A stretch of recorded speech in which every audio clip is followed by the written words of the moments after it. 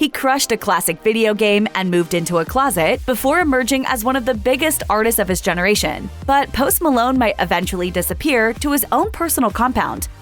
Post Malone knew that he was destined for stardom, and so did some of his childhood friends. As he revealed to Rolling Stone in 2017, his classmates voted him most likely to become famous. They could tell because he submitted video clips of himself twerking in leopard print scarves for art class assignments. Malone's musical influences emerged from the places where he grew up. He spent his childhood in central New York State until he was 10 years old, and he listened to much of his father's musical influences, which included a lot of heavy metal and rock. His dad also spent time working as a wedding DJ. Eventually, Malone moved to Dallas and started making his own music.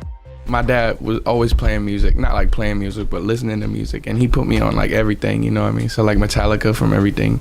Post Malone is a self-taught guitarist, and he has a certain iconic video game series to thank for inspiring him to pick up the axe. Guitar Hero, for those who weren't around for its heyday, involves using a guitar-shaped controller to hit specific notes that light up on the screen as a song plays. In a 2015 interview with The Fader, Malone revealed, "6 years ago, I started playing guitar because of Guitar Hero. I am 5-star everything on expert mode Guitar Hero 3. My parents don't make music. I was around music, but my parents were never musical. I just wanted to rock out. I taught myself how to play real guitar off YouTube videos, watching people play stuff like a lot of AC/DC and Metallica. When he was in high school, Malone got involved in a hardcore band and started making his own beats. He released a mixtape when he was just 16, but he still had a lot of growing up to do. As he admitted, "My beats were hard, but I sucked. I had no identity or anything."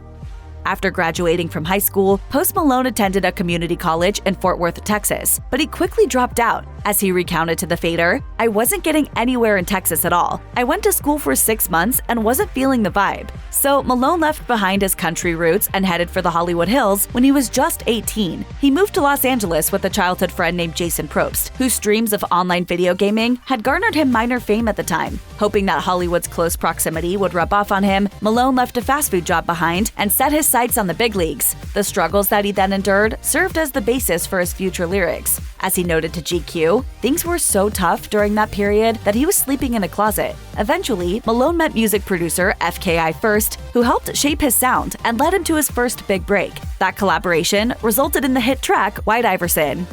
On February 4th, 2015, Post Malone uploaded White Iverson to SoundCloud. Soon enough, he went from sleeping in a closet to overnight sensation. He was advised not to release the track when he did, but he ignored that advice and did it anyway. As he recounted to Noisy, "I said, I don't have time to wait. I don't have any money. I don't have anything. Like, what am I gonna lose?" Malone then woke up the day after the song's release with Twitter mentions from some of the industry's top artists, including Wiz Khalifa and Mac Miller. And I was like, yo, what the like, this is crazy. Unsurprisingly, Malone appreciates how SoundCloud is a tool for lesser-known artists to break into the industry. As he put it to Noisy, "I love SoundCloud. I think it's such a dope medium for new artists, just to put something up and see what happens."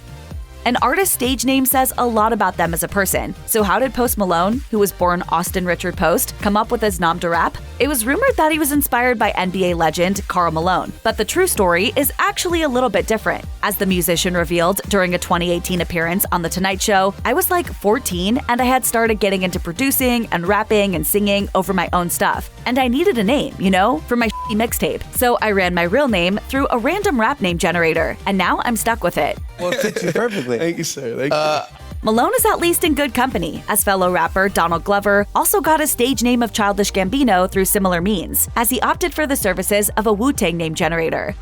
Part of Post Malone's appeal is that he hasn't lost himself to the fame machine. While other celebrities get caught up in the glitz and the glam, he's donning a pair of Crocs and cracking open a Bud Light. His humility has remained evident even as he's become one of the biggest musicians of his generation. He was the #1 most streamed artist on Spotify in 2019, and his album Hollywood's Bleeding quickly took the spot for the most listened to album that same year. Despite his A-list status, Malone frequents places other celebrities wouldn't dare be spotted. He's known to shop at Costco when he needs a Doritos refill, and he's admitted in multiple interviews that his idea of a nice dinner out is the local Olive Garden. In addition to enjoying the simpler things in life, his low-key personality and self-deprecating humor also make him relatable to his fans. And it's those same fans who make his exhausting international tours so worthwhile. As he noted to Rolling Stone, "On Halloween, they came dressed up like me, which is easy. Just look homeless."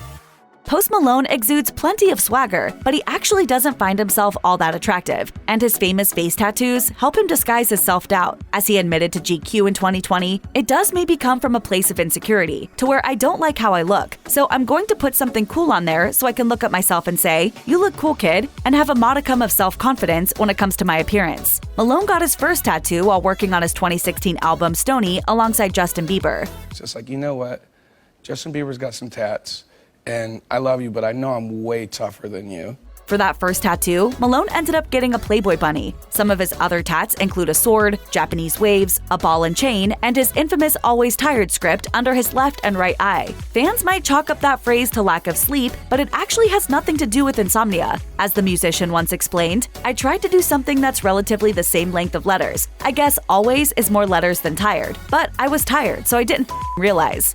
Bud Light is one of Post Malone's biggest sponsors, so there's no question that he likes to crack open a cold one. And in fact, this particular vice helps fuel his creative process. As he admitted to Vice in 2015, "If I make the beat, I usually have some words for it, but if somebody plays me a beat I've never heard before, I usually get ideas for it and then get drunk, go in the booth, and do melodies and mumbles and all that good stuff, then write to it afterwards." Malone has also turned to drinking to cope with bouts of depression. He's since dialed this habit back, though he hasn't gone completely sober.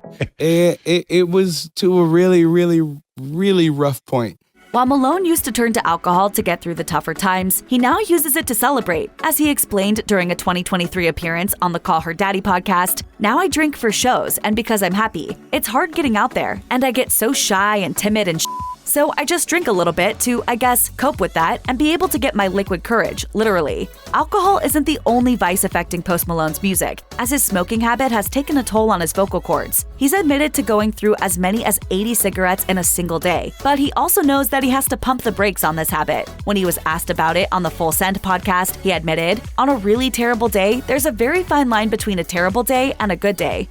Post Malone may have made it big in Hollywood, but he prefers to live far away from the congested streets of LA. Part of this has to do with his anti-government stance. As he declared in a 2018 interview, "Move somewhere, because whenever martial law is declared, whenever the credit cards fail, whenever your banks fail, you have 3 days to get out of where you are because that's when they're coming for you." Around the same time as that interview, Malone purchased a hideaway mansion in Utah. The modern 5-bedroom, 7-bathroom house sits on 7 acres of mountain views and boasts a separate guest house, floor-to-ceiling windows, and a gourmet chef's kitchen. Malone bought it with the intention to make it an apocalypse-style bunker. As he told Rolling Stone, "I'm gonna put in like 30 bunk beds. It's free country out there. Like, you can buy suppressors in Utah. You can do open carry, walk into the grocery store with a handgun on your hip. I can't wait." Malone set his sights on Salt Lake City after playing a show and falling in love with the area. I kind of just wanted to get away to where I can have my own oasis. In 2022, Post Malone's family had a very special addition, as he and his fiancée welcomed their first daughter. Oh, you have a daughter? Yes, sir. That's been on the QT, though. We didn't know you had a daughter, right? You keep all that quiet.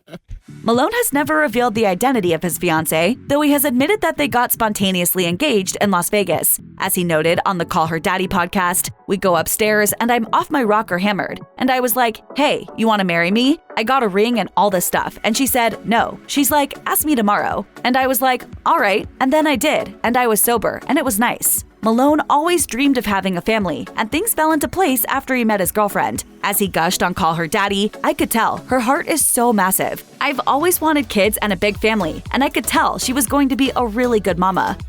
Even though she's just a baby, Post Malone's daughter has already inspired her dad to undergo a pretty dramatic transformation. In April 2023, he posted an Instagram selfie to reveal his new slim self. He also admitted that he's never felt better. As he detailed, "I guess dad life kicked in and I decided to kick soda and start eating better so I can be around for a long time for this little angel." Malone also noted that he wasn't using any drugs and planned to give up drinking and smoking as well. He later revealed on the Joe Rogan Experience podcast that he lost nearly 60 pounds by dropping from 240 to 185. The musician has been candid about his struggles with substance abuse and depression, but fatherhood clearly forced him to turn a corner. As he admitted to TMZ, "I'm excited for this next chapter in my life. I'm the happiest I've ever been. And for since I could remember, I was sad. Time to take care of my body and my family and friends and spread as much love as we can every day."